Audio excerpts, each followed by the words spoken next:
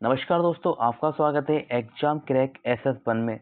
अगर आप railway, SSC या किसी भी एग्जाम की तैयारी कर रहे हो तो ये वीडियो आपके लिए बहुत ही महत्वपूर्ण होने वाली है, क्योंकि इस वीडियो में आपको बताता हूँ मैथ के इम्पोर्टेंट क्वेश्चन जो कि रेलवे और SSC की परीक्षाओं में बार बार पूछे जाते हैं।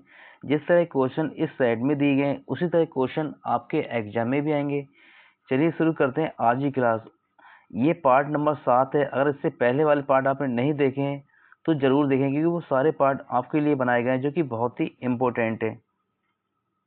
क्वेश्चन नंबर पहला आपसे है 3, 5, 0, 6 अंकों का प्रयोग करते हुए बनने वाली 4 अंकों की सबसे छोटी संख्या कौन सी है।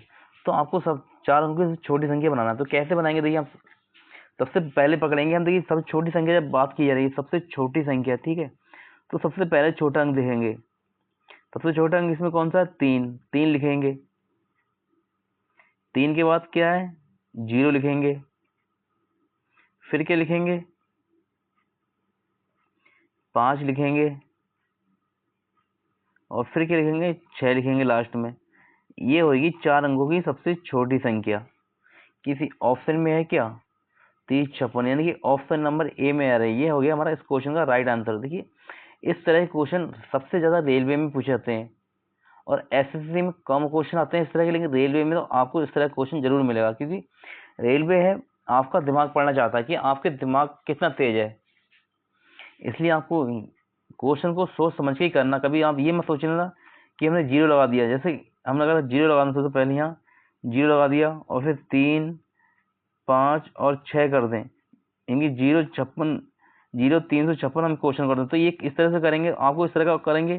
तो देखिए इस तरह से अगर हम लिखा तो ऑप्शन नंबर आपको बी मिलेगा। देखते आप टिक करेंगे ऐसे और एग्जाम कर देगा ऐसे।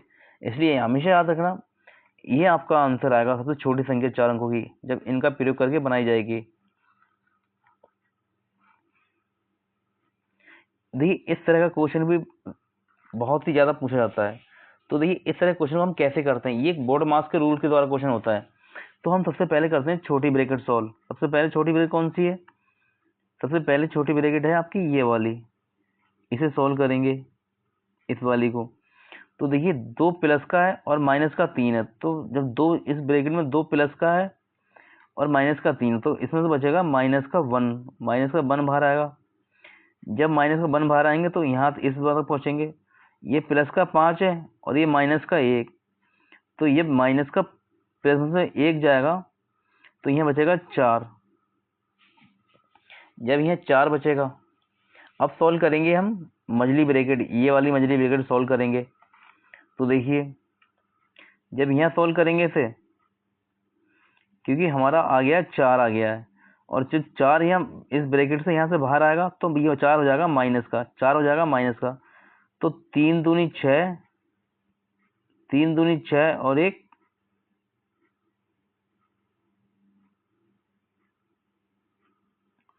3 दूनी 6 और 1 7/3 और माइनस का 4 होगा। और फिर इसे हल करेंगे। पहले इसी को हल कर लेते हैं।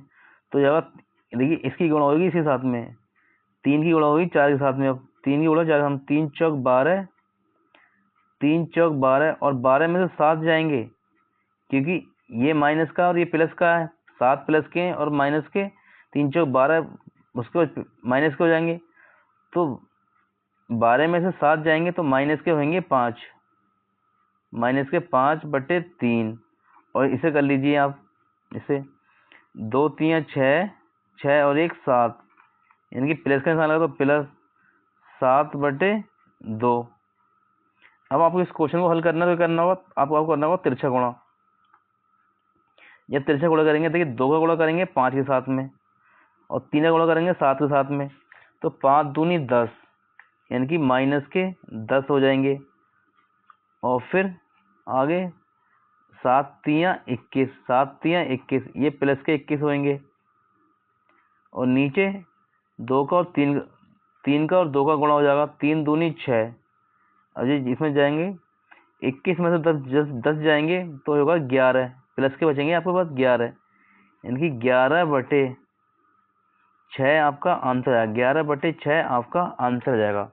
11/6 किस ऑप्शन में? ऑप्शन नंबर सी में है।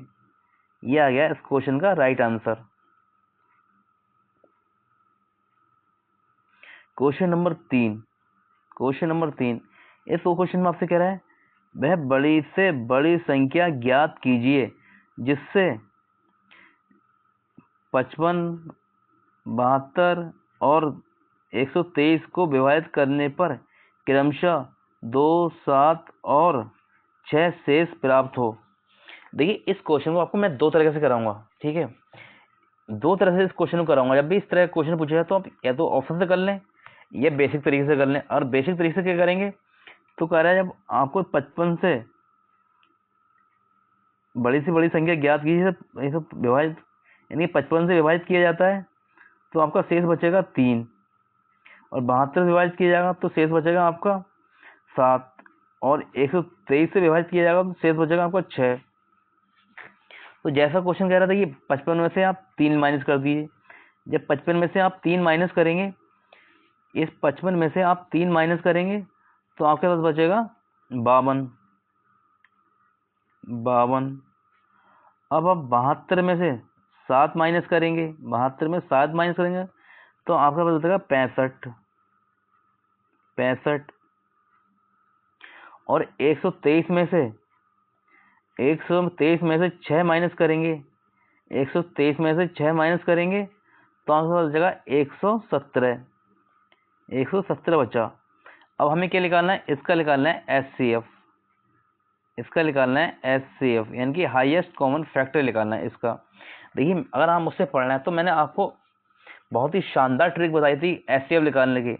मैंने बताया जिन दो संख्याओं का गैप सबसे करीब में हो, यानी सबसे करीब में कम गैप हो, जिन दोनों संख्याओं का गैप सबसे कम हो उनका निकालेंगे हम अंतर। जैसे यहाँ 52 का और 65 का अंतर लें तो इसका अंतर आएगा 3 और 1, 13 अंतर आएगा। मैंने आपको बताया या तो 13 HCF होगा, ये 13 का मल्टीपल HCF होगा। अब 13 का मल्टीपल होता है 13 एकम 13 में होता है, यानी कि एक तो ऑप्शन में है ही नहीं, तो हमारा डायरेक्ट आंसर आ जाएगा ऑप्शन नंबर ए इसका आंसर हो जाएगा। देखिए 13 से आपका 52 भी जाता है, 13 से आपका 65 भी जाता है, और 13 से आपका 117 भी जाता है, क्योंकि 13 में होता है 117। अब देखिए ये क्वेश्चन मैंने आपसे कराया बेसिक तरीके से। अगर आप एग्जाम में इस तरह से भूल जाए, क्वेश्चन को ना कर पाए, तो आपको कैसे करना है? मान लो हमने हमारा HCF है, ऑप्शन नंबर ए है, मान लिया हमें पता नहीं है, ठीक है, हमारा ऑप्शन नंबर ए HCF है। तो देखिए हमें चेक करना है 55। अब 55 में जब हम चेक करेंगे तो इसमें से 55 में से 3 माइनस करेंगे 52। अब देखेंगे 52 13 से जाता है, 13 चौका 52 बिल्कुल जाता है। अब 72 में 7 माइनस करेंगे, 72 में 7 माइनस करेंगे तो बचेगा 65। अब 65 देखिए 13 से जाता है क्या? बिल्कुल जाता है, 13 पंजे 65 होता है। अब देखिए 123 में से 6 माइनस करेंगे, 117। क्या ये 13 से जाता है? बिल्कुल जाता है, 13 नेमा होता है 117, यानी कि आपका जो HCF आएगा वो आएगा ऑप्शन नंबर ए हो जाएगा। यानी कि इस तरह से आप ऑप्शन से कर सकते हैं। अब वो पहले जो कर रहा था क्वेश्चन, वो क्वेश्चन करने का वो था बेसिक तरीका, यानी कि वह बड़ी से बड़ी संख्या होगी 13, यानी कि ऑप्शन नंबर ए हमारा राइट हो जाएगा। चलते हैं अगले क्वेश्चन पर।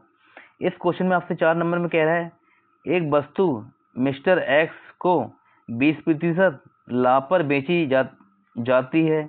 मिस्टर एक्स इस वस्तु को क्रमशः 25% लाभ पर मिस्टर बाई को बेच देते हैं। यदि मिस्टर बाई उस वस्तु के लिए 225 का भुगतान करते हैं तो मूल विक्रेता के लिए उस वस्तु का क्रय मूल्य ज्ञात कीजिए। यानी कि क्वेश्चन आपसे कह रहा है जो वस्तु शुरू में बेची गई थी, यानी कि एक्स ने जो एक्स के पास वस्तु थी तो उसका क्रय मूल्य क्या था। तो माना देखिए हमारी वस्तु का जो क्रय मूल्य था वो था एक्स। आपको पता है 20% की वैल्यू होती है, ये आप ऐसे कर लो, ठीक है। 100 में 20% लाभ हुआ, 20% लाभ हुआ तो टोटल हमारी चीज कितनी होती है 100 पे 20 का लाभ, तो ये हो जाएगा 120 बटे 100 इंटू फिर 25% का लाभ हुआ, तो 100 में 25 जोड़ेंगे तो जाएगा 125, 125 बटे 100। और ये कितना दिया गया इधर, ये दिया गया 225। अब इसे आप काट लो, 0 से 0 जाएगा आपका, ठीक है। और 25 से जाएगा ये 25 चौका 100, 25 पंजे 125। और ये 2 से जाएगा, 2 पंजे 10 और 2 छंग 12।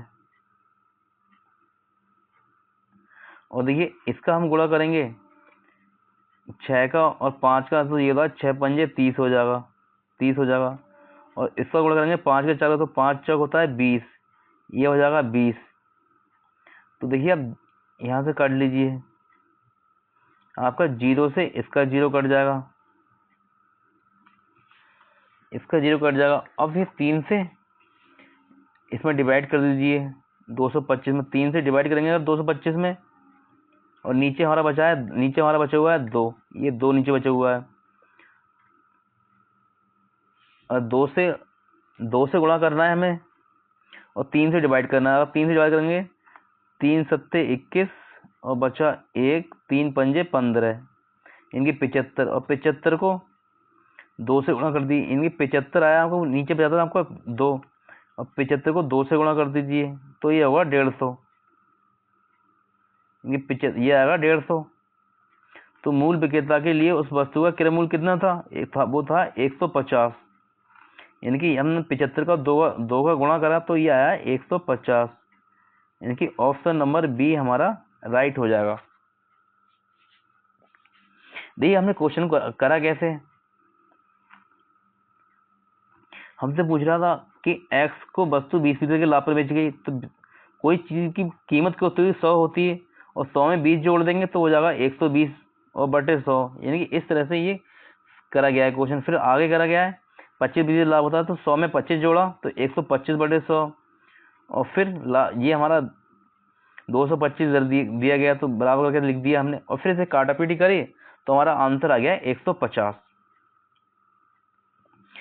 देखिए ये CI का क्वेश्चन है, ठीक है, इसमें लिखा नहीं गया है, लेकिन ये चक्रवृद्धि ब्याज क्वेश्चन है CI का, कंपाउंड इंटरेस्ट, इनकी ये CI का क्वेश्चन है चक्रवृद्धि ब्याज का। तो आपसे कह रहा है, देखिए मणि 8000 एक बैंक में जमा करता है जिस पर उसे 5% वार्षिक ब्याज मिलता है। यदि ब्याज की गणना वार्षिक तौर पर की जाती हो तो 2 साल बाद उसके खाते में कितनी राशि होगी। तो देखिए हमसे पूछ रहा है, इसमें मिक्स धन पूछ रहा है, उसमें ब्याज भी होगा और हमारा राशि भी होगी। तो क्वेश्चन कर लीजिए आप। देखिए 5% की वैल्यू होती है, 5% की वैल्यू होती है 1/20, 5% की वैल्यू होती है 1/20। अब कहेंगे यानी कि 1/20 वैल्यू होती है 5% की। अब कुछ लोग कहेंगे इसकी वैल्यू 1/20 कैसे आई, तो ऐसे आती है। देखिए 5 लिखा, जब प्रतिशत हटता है तो ये प्रतिशत हटेगा तो नीचे आएगा 100, और 5 एकम 5 और 5 दूनी 10, यानी कि इस तरह से 120 आएगी। तो 2 साल दिया गया है, तो पहले साल में क्या होता है, यानी कि 1 की वृद्धि हुई, हमारी वस्तु 20 की थी, 1 की वृद्धि हुई तो ये हो गई 20 से 21 हो गई। अगर 2 साल दिया तो इसका स्क्वायर कर दो, जब स्क्वायर करेंगे तो ये हो जाएगा 400 और ये हो जाएगा 441।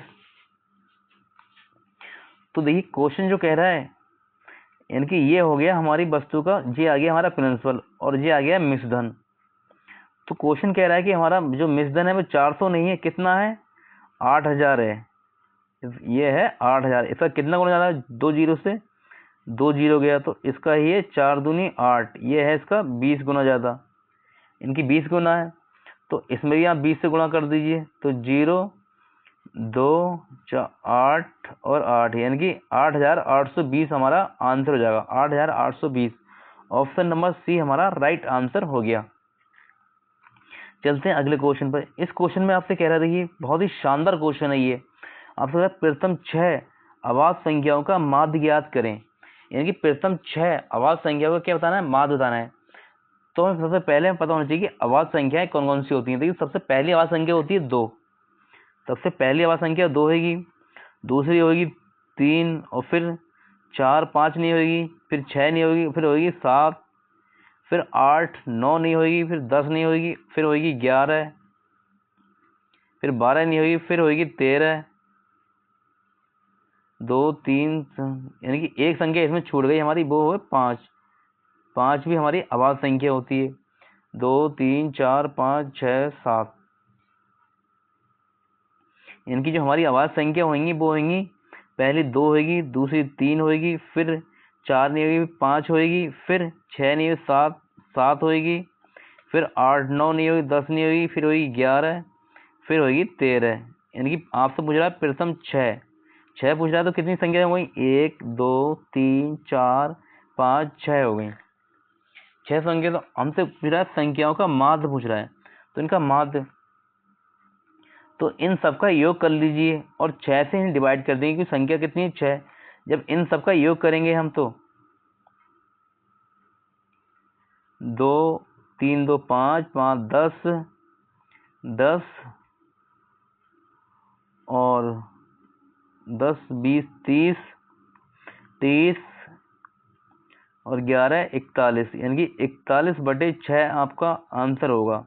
41/6 आपका आंसर हो जाएगा, यानी कि ऑप्शन नंबर सी इसका राइट आंसर हो गया। हमें क्या करना है? इन जो सभी इनका सबका करना है योग, इन सब संख्याओं को हमने करा योग, यानी कि इनका सबका करा योग। जब हमने इन सबका योग करा तो संख्या हमारे पास कितनी है? 6। तो 6 से हमने डिवाइड कर दिया, तो इस तरह से निकलता है संख्याओं का माध्य।